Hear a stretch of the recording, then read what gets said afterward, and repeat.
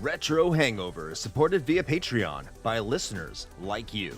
We would especially like to thank patrons Lyle McCarnes, Tony G, Tom the Superhero, Stud Still Smash the Milkman, Raging Demon, Mast Keaton, Lucas from Game Over Hell, Ozzy Garcia, JC, Megan Caruso, Rick Firestone, Dave Jackson, Jenny E, Retro Overdrive, Soha the Emperor, Storm Beagle, Matt aka Stormageddon, Pete Ross and Van Fernal from Super Garbage Day, Randall Quiggle, Keith Gasper, the Retro Vixen, Eric Guess, Nomad from the Retro Wildlands podcast, Ash Events, Alan Bingham, Mike the Rep from Backbreaker Gaming, Ryan Player One, Alt, Low5 Alex, Renner Dreaming, Omi, Makeshift Money, and Sega Boy 7. Your continued engagement and generous donations are deeply appreciated.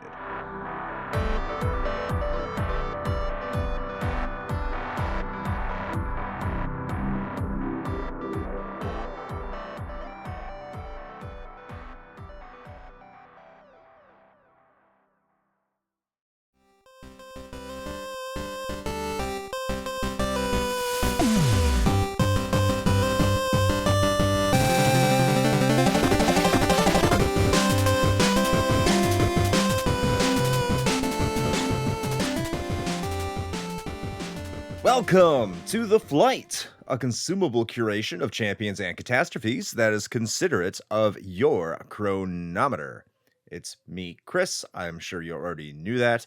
And if you're listening to this, hopefully you are collecting our episodes for your audio edition.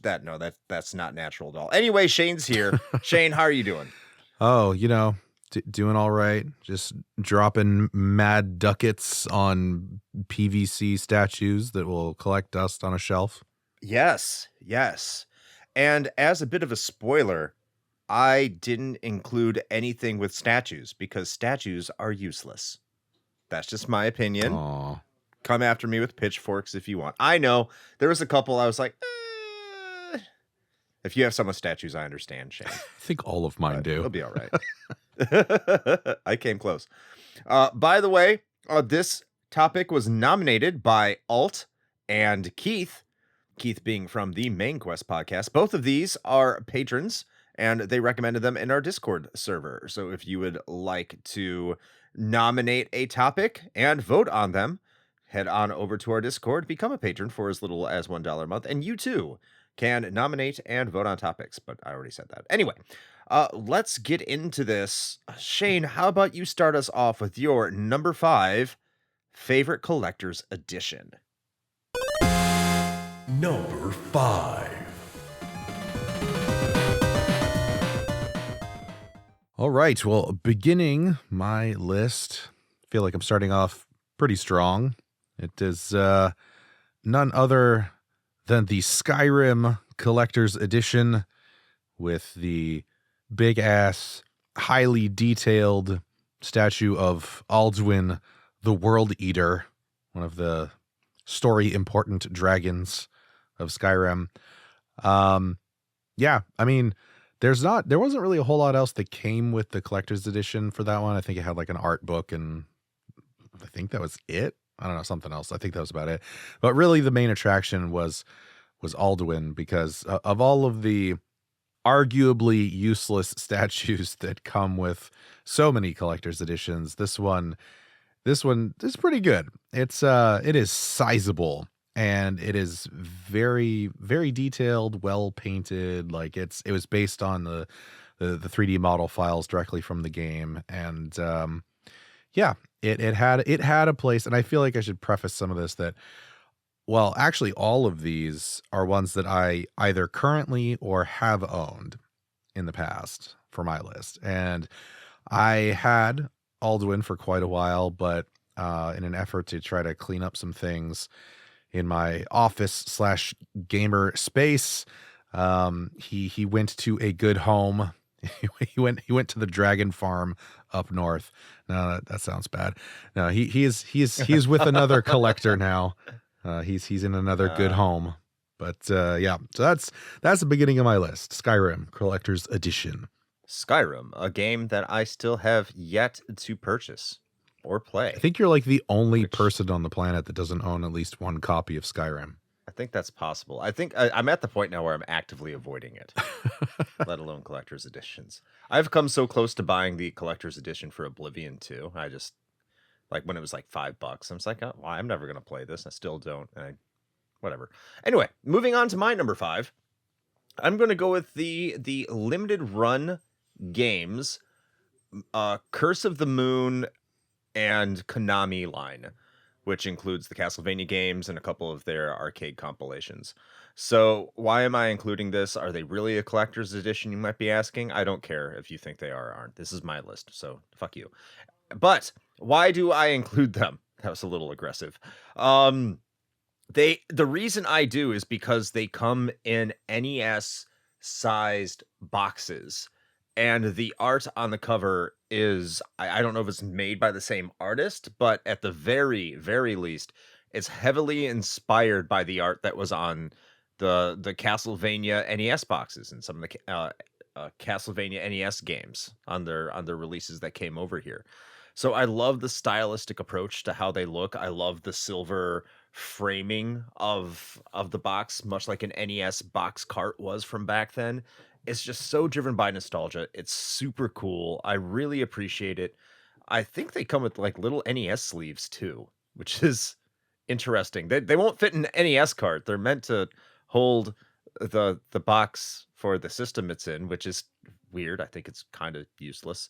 Also has posters. If you like posters, I don't put them up, so there's that. But they have them. But yeah, that's going to be my number 5. Is the limited run games, kind of Konami inspired NES box line. Number 4. Okay, well, moving right into my number 4, yet another one that I had for quite a few years, actually, and recently parted with. That is the BioShock Infinite Collector's Edition box. Man, everything about this was just really well done. The box itself was great. I think the artwork on the cardboard box outside was fantastic. The songbird statue was freaking ginormous, like so much so that you had to actually attach both of the wings yourself when you take it out of the box because the wingspan on something was so big it wouldn't fit inside the box. It also came with quite a few other little pretty cool like tchotchkes and collectibles. It had a keychain replica of like one of the, I can't remember what they were called in the game now, but basically like potion thingies. God, somebody's going to correct me on that, but it's been forever since I've played Infinite. But anyway, one of those, it also had a replica key that I believe Elizabeth had where both sides of it, like one has the caged bird and the other one is the free, and you can spin it and it does that little illusion thing, which is pretty cool. The art cards that came with it were awesome as well, which was something that was also sort of a carryover from the BioShock 2 Collector's Edition, if I recall, because there were lithograph posters that came with that game that a lot of people really liked as well. But again, with this, the centerpiece really was the big songbird statue. So yeah, I know that Infinite was somewhat divisive amongst BioShock fans. I personally really liked it, and I was pleased with my collector's edition purchase. But again, the songbird itself has also flown to a better home now, so I'm sure someone else is enjoying it just as much as I did. But that is my number 4. All right, so BioShock Infinite, another game I have not played. I made it halfway through BioShock. That's another one I think I'm the only one on the planet that hasn't beaten it. Well, you should probably fix bet that they're at some saying- point by just talking Maybe. about it on the show. Probably. Shane would be like, "Would you kindly play BioShock?" I'd be like, "God damn it." Well, see, at least you know that. I've been spoiled for most of it. It's almost impossible not to if you were into video games at all during that time. Anyway, on to my number 3, which I don't own and I would love to own. It's gone up a lot in price. I should have bought it when it was much cheaper, but hey, that's retro collecting for you. It's one of two. I could have included either versions of these. I'll just throw them together, but I think the second one is better, and it's more of a console than an actual game, but the game is included, and that is the Final Fantasy II Wonder Swan Color. There are a lot of various consoles, I'm sure, that could be put on this list that have really cool covers on them. I know that the PlayStation line has done a lot of them. The Xbox line has done a lot of them. Nintendo did a lot with the 3DS, which was kind of cool. But this one, it's because it's a Final Fantasy game. It strikes a particular nerve with me in terms of a positive nerve, and I like the way it's presented. So the console itself has an outline of a Final Fantasy inspired outline. It's a really nice white shell. It comes with a intricately designed rose bracelet, of course, relating to the game, Rosebud being one of the passwords. Comes with the game itself. The packaging is quite beautiful. It has some Amano art on the inside. It's just, a real treat for Final Fantasy fans that wasn't on a mainline console. When you say Wonder Swan Color, a lot of people will say God bless you, even though that wouldn't make sense because it's completely understood words. They'll probably just give you a weird look, in all honesty. But Square going off the beaten path, just a big developer, it's just mostly because they still hated Nintendo at this time, and coming out with a really cool version of the Wonder Swan for their releases is something I've always really wanted. I have the games. I just want this packaging and this version of the console because I think it truly is special. And just a little note in a little footnote in the history of Final Fantasy and portable gaming overall. So yeah, the Wonder Swan Color Final Fantasy II edition. Number 3. Okay, here we are, the middle of the pack, the number 3, which is, I think, will be interesting because I feel like a lot of folks will think that this is lower than it probably should be, given literally anything that you know about me. But my number 3 is going to be the collector's edition for Doom 2016. Interesting. This one I still have because it's awesome, and also it's Doom. Again, I'm starting to notice the difference in what draws us to collector's editions. Apparently, I'm just a sucker for the cool shit that goes on a shelf. But Doom 2016 came with a Revenant statue, but of course the updated, very realistic, gruesome looking Revenant from Doom 2016, of course. And the statue itself is just really awesome because it's also battery powered. You can throw a battery in the bottom of it, and the base that the Revenant stands on is like a big vent fan, basically like an industrial vent fan. And when you turn it on, it has like a light, so it's like it creates this like under light for the Revenant, and the fan spins, and it's really cool. So I really dig that one. Of course, I'm a huge Doom fan, and Doom 2016 was a huge pleasant surprise. And I kind of, given that it was a collector's edition, I kind of went in on this sort of like blind, right? Because I was just like, oh, I don't know, like this might suck because Doom hasn't really been super great for a while, and you haven't really done anything substantial, so who knows how this is going to go. But I gambled, and it paid off. So the Doom Revenant is my number 3. Okay. I'm sure we're going to be hearing about Doom here soon. Again. Can't imagine why that would be. The world of flights. I can't imagine either. I'm going to move on to my number 2. This game was a game I was waiting a long time for it to come out. It originally launched on Wait a minute, was this your platforms. Number 2 or 3? This is my number 2.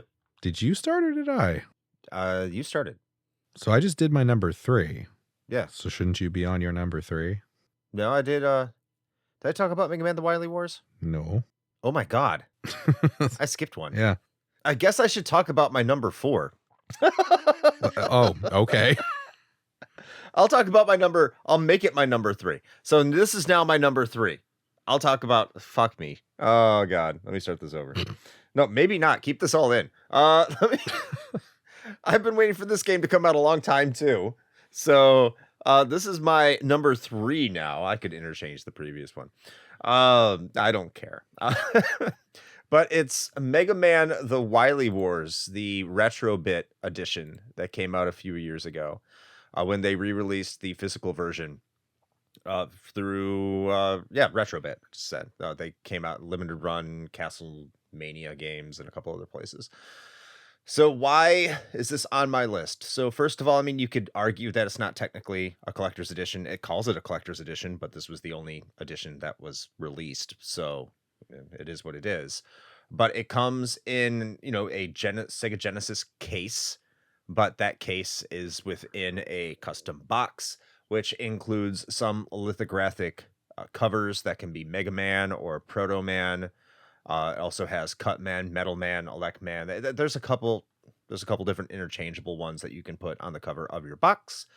In addition, it comes obviously with the cart that goes in your Sega Genesis, a clear, translucent blue cart.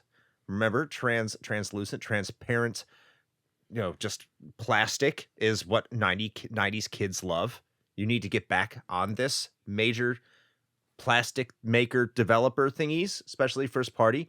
Why haven't we had a transparent electric green Switch? That should have been a thing. Or that should have happened with, the Xbox. You want to attract people, Microsoft? Make your Xbox Series X translucent green. You'll thank me later. You can pay me. I would appreciate it. But it also comes with trading cards, which I don't know if that really matters. They don't, but they're cool. A full color manual, which, manuals, remember those? That's always nice to have. Comes with a poster. Woohoo. Again, I don't care about the things that I'm not going to display. I don't know why the poster even matters here. Certificate of authenticity, which is always nice to have for some reason. And a book of stickers that I'll never use, but includes, I'll consider that to be an art book. So I enjoyed this packaging. I like the packaging as a whole. It's nice to see Retrobit go above and beyond when they do with their packaging. And a really close one on here was also a Retrobit one that almost included, which was Metal Storm for the NES, which a lot of that packaging is to close a statue, which I don't care about statues, but it's a cool little statue. I'm not talking about, though. I'm talking about Mega Man and the Wily Wars. I appreciate this packaging. It's small, goes on the shelf, very convenient. And it's prominently displayed among my video games. So there it is, Mega Man: The Wily Wars for the Sega Genesis. Number 2. All right. Well, interestingly enough, I almost completely forgot about this one, which I feel like would have been a serious omission. So I'm glad that I kind of stumbled upon a post about it when I was putting together my list, and I was like, oh shit, right, I have that. My number 2 is the Diablo 3 Collector's Edition. Now I have a complicated past with this one because initially I was very excited for it, as were pretty much every Diablo fan, because we were like, holy shit, we're finally getting Diablo 3. And so this was like a day one, as soon as they announced it, pre-order the collector's edition type of situation for me. Probably not terribly surprising. And then when the game came out, I kind of felt like, man, I wish I didn't have this collector's edition. Because it kind of sucked. Fortunately, they ended up turning that around, and Diablo 3 turned out to be pretty solid in the long run. But for a long time, it was almost like a badge of shame or something to have that just big white Diablo 3 box sitting on my shelf. But, I've come around on it now, and I can appreciate it again. But really the thing that makes it stick at my number 2 is not even like some big statue or whatever, because it didn't have that. It was something that was, at least in my opinion, rather unique. And I still have this on my computer desk to this day. And that is a relatively small Diablo skull, resin Diablo skull. But in the center of it is a big soul stone, a red soul stone. And the Soul Stone is a USB drive.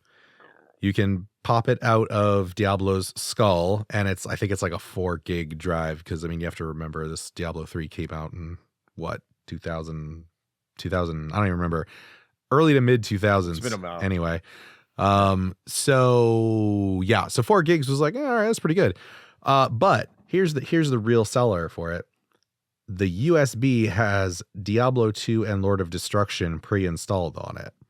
So you can throw it into a computer and install Diablo 2 LOD anytime you want and play some good old Diablo 2, which is, if you really think about it cynically, at the time, that was a great thing to include, because a lot of people were not happy with Diablo 3. So they were like, well, at least I got this thing where I can go back and play the game that doesn't suck. But at any rate, it's a cool little inclusion, and that's why I like it so much. And it's you know, it respects your space in that it's not this giant thing, and it has claimed a spot directly under my monitor on the center of my computer desk for quite a long time now. So there you go. No statue? No statue. Small skull. Oh. So close, but Okay. Close. My number 2 also does not have a statue, but I already told you all that. But it does have a lot of tchotchkes, a ton of them, which, you know, I'll never use, but I love them. I guess that's kind of the point of collector's editions when you really think about it. This was a game that I've been waiting a long time for it to come out. It was a digital only release for the PS3 and Xbox 360 when it came out. And then it was delisted not too long afterwards because, well, Ubisoft didn't own the license to the game anymore. So there is for a long time, like the purpose of limited run was to make sure that games had a physical release. I guess technically that's still what they do. Quality aside, and that's an argument and topic for a different time. However, there was a good run when limited run would have fantastic collector's editions, and this is my favorite collector's edition from them. It's not even close, and it was such a joy when they said that the game is coming back out again, and that is Scott Pilgrim versus the World KO edition. This thing is insane. It comes in I guess they call it a roadie box. I don't know what normally goes in roadie boxes. It kind of looks like a case that you would put an analog vinyl record player in. It kind of has that bounding, like you would just have band equipment in there. That's what it kind of looks like. Those kind of boxes that you see with music stuffs. I don't know what normally goes in it. Don't ask me. But it's like that aesthetic is really cool. And when you open it up, it has Sex Bomb playing a song with lights and everything like that, which is insane. It also comes with a big box with the game in it, which I think is kind of silly, but it's cool. It has a reversible cover. There's also a guidebook, an entire like Brady Games, I think it's Brady Games or Prima Games, one of the two, hardcover guidebook, full color guidebook that comes with it as well. And there's some, there's some information in there because it's much more than a guidebook. It's almost like a love letter to the game. Comes with an overworld map, comes with a pin, comes with trading cards, a set of drumsticks, guitar picks, a cassette soundtrack, and a CD. The normal box for the game that has a reversible cover. You get some stickers and you get some faux tickets to to a Sex Bomb show. So like this thing is just all into the game, the world, like for fans of this game. And I know like it was expensive at the time. It's like if you go and look at it now, it's $140, which today can get you Grand Theft Auto 6, apparently. And that's, like I don't regret spending the money on that game, this version of the game, because I mean, it truly came with a lot. And I had been waiting so long in order to play this game again. So yeah, that's my number 2 is Scott Pilgrim versus the World KO edition from Limited Run Games. Number 1. All right, here we are. The number 1 technically is not a statue. Oh. It's still a giant fucking thing that takes up a bunch of space, but it's not a statue. so it's different. Technically. Yeah, no, my number 1 has got to be the Fallout 4 Pip-Boy edition. Because you get a wearable Pip-Boy, man. It's fucking awesome. You do. Like, it comes with this great little stand that you can put it on, so you can put the Pip-Boy up in your shelf. And the case that it comes in is not just some, like, you know, shitty cardboard thing. It's a legit, like, hard plastic shell case that is like a replica of what is actually in the game. Like, I think in the game it'd probably be like a steel or made of some sort of metal, of course, but you know, this is a video game collectible, so fuck you, it's not going to be steel. But like, man, it's just so cool. And you know, it came with a bunch of other stuff too, but I don't give a shit about any of that. Whatever, there's other things, but it doesn't matter. What matters is the Pip-Boy. Like, do you realize how easy that made so many people doing like Fallout cosplays? You got an actual legit Pip-Boy. Like, now it is super cool. And it's one of the few collector's edition items that were air quotes wearable that pretty much anybody could actually wear. Special shout out to, I believe it was the Halo 3 special edition Spartan helmet, which fit literally no one. So that was cool. But yeah, so that's my number 1, Pip-Boy. This makes me wish I had bought the Call of Duty special edition that came with night vision goggles. I saw that. Like, I mean, apparently they're actually functional night vision goggles, but it's like, who the fuck needs that? Like, what are you gonna do with that? Not the people you want having it. Exactly.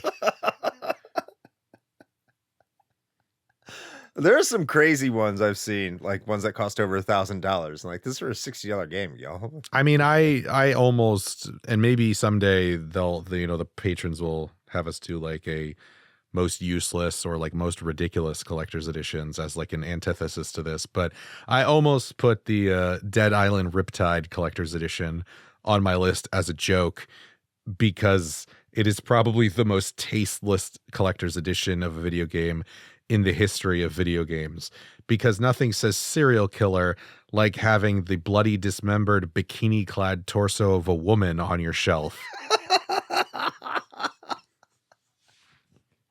Someone bought that, and then someone fapped to that. Mm-hmm. Oh yeah, no, I don't doubt that. Oh God, we're all going to hell. All right, for my number 1, I'm going to be plain. I'm going to be vanilla, and this will come as a shock to nobody, if you've listened to the show anyway. And I'm just going to go with the OG collector's edition that really started the line of collector's editions for console gamers, at least. And I'm just going to combine them into one, and that's going to be Lunar Silver Star Story Complete and Lunar 2 Eternal Blue for the Sony PlayStation.